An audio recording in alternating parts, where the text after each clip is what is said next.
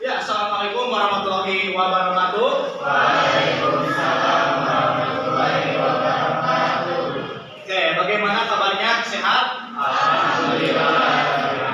Ya, hari ini kita bertemu kembali di pelajaran. Nah, sebelum kita mulai dengan berdoa dulu. Ketua kelas, silakan berdoa dulu. Siap. Sebelum belajar, mari kita berdoa dalam hati dimulai. Berdoa selesai. Oke. Hari ini kita mulai dengan absensi dulu. Ya, kita akan absen dulu. Nah. Oke, Altika Sabila. Altia Alika Andrea Daud Atra. Sipa tidak ada Sipa.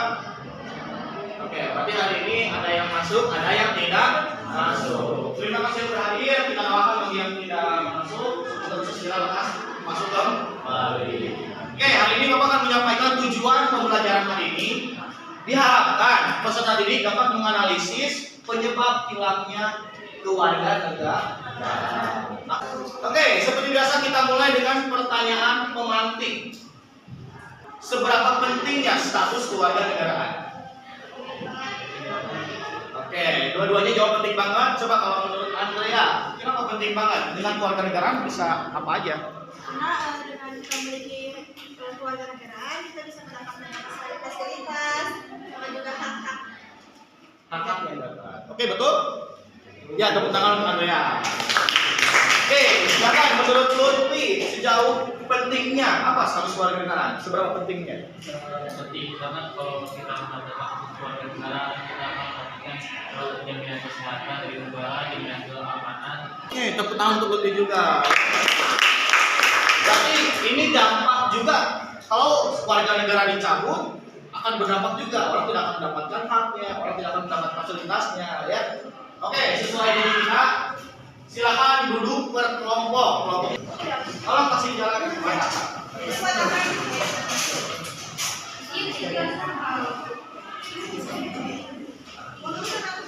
Nah, ini masuk bagian. Silakan sesuai judul kita kemarin. 1. Cari contoh kasus seseorang yang kehilangan kewarganegaraannya atau pindah kewarganegaraan. 2. Analisis latar belakangnya, kenapa dia pindah kewarganegaraan atau hilang kewarganegaraannya. Yang ketiga, cari landasan hukumnya. Contoh sesuai Undang-Undang Nomor 12 Tahun 2006 tentang kewarganegaraan. Oke, silakan diskusi. Maksud dampak bagaimana? Nah, coba boleh diulangi.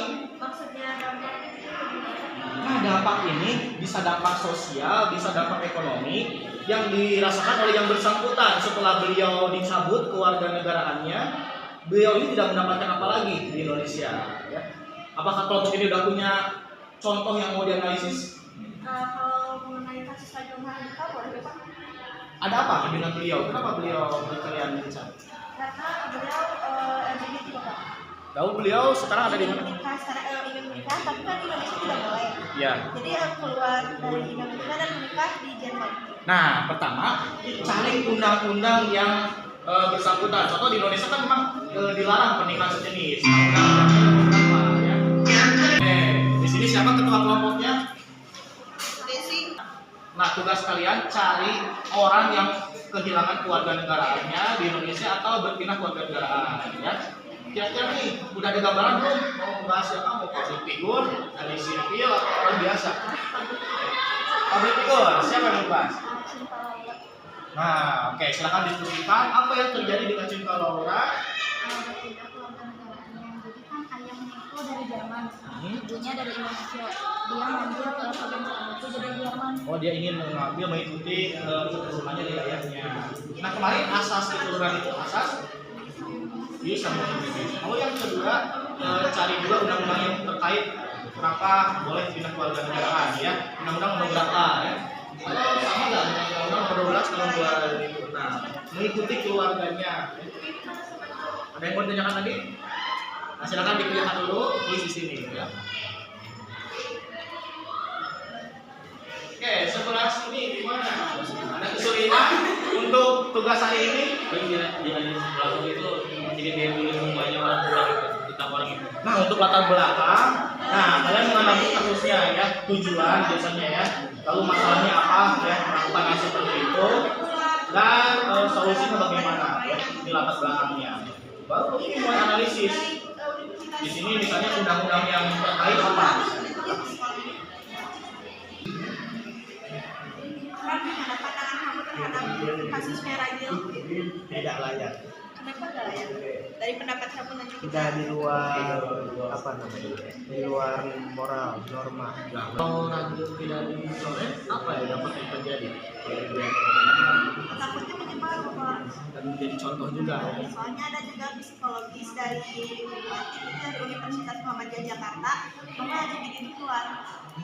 Itu semua juga ada lewat fisik maupun lewat psikologis ya. Oke, bagus.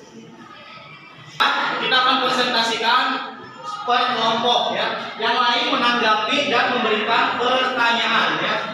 Oke, kelompok mana yang sudah siap? Oke, silakan ke depan presentasikan. Assalamualaikum warahmatullahi wabarakatuh. Bapak, perkenalkan kami dari kelompok 2.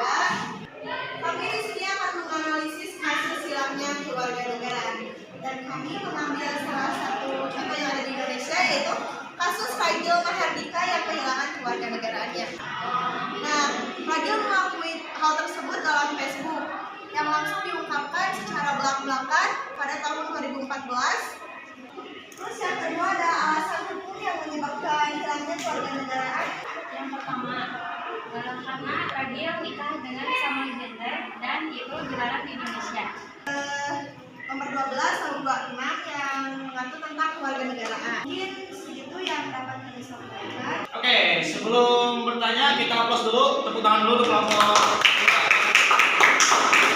Oke, penampilan yang sangat bagus, penyampaian dengan jelas dan isinya juga komplit ya. Nah, silakan. Ada yang mau bertanya tentang dari kelompok laki-laki? Kenalkan dulu siapa dari kelompok berapa? Assalamualaikum warahmatullahi wabarakatuh. Saya dari kasus Ragil tersebut, apa saja tindakan yang kita perlu lakukan ketika ada seorang teman yang mulai terlihat kelakuannya tertarik kepada lelaki, apa tindakan yang harus kita lakukan? Oke, terima kasih pertanyaannya Putri. Nah, ini belajar dari kasus tersebut, bagaimana kalau kejadian di lingkungan kita sebagai anak muda apa yang harus kita lakukan? Pertama, kalau bisa dibawa dulu ke maksudnya kalau bisa itu kita mengingatkan, tapi kalau makin parah sebaiknya dibawa ke psikiater karena hal tersebut sangat berbahaya dan juga dapat menular.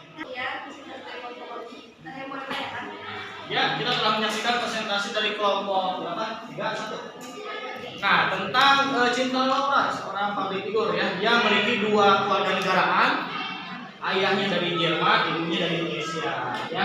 Nah, silakan ada yang mau bertanya. Perkenalkan saya Mbak Putri dari kelompok 2. Izin bertanya. Sekarang Cinta Laura tinggal di mana? Di Indonesia atau di Jerman? Nah, di mana sekarang lokasi pertandingan Cinta Laura? Artis, jadi kadang pindah-pindah artis, kayaknya sering di Indonesia, itu di Kimia. Oke, belajar dari kasus Cinta Laura, dia ini punya keturunan ayahnya Jerman, ibunya Indonesia. Asas keturunan disebut asas biosanguinis. Kalau asas tempat kelahiran disebut. Oke, hari ini kita tutup dengan refleksi seperti biasa ya. Apakah pembelajaran hari ini puas? Nah, silakan bagi ada yang belum mengerti ditulis di buku PKN apa yang belum mengertinya ya. Seperti biasa kita dengan refleksi lisan juga ya. Berikan emoticon ya, yang puas dengan pelajaran hari ini kasih emoticon lope. Nah, bagi yang belum paham silakan emoticon nangis ya. Oke. Kita mulai 1, 2, 3. Apakah Anda puas? Puas. Oke, terima kasih yang sudah hadir hari ini. Kita tutup dengan alhamdulillah.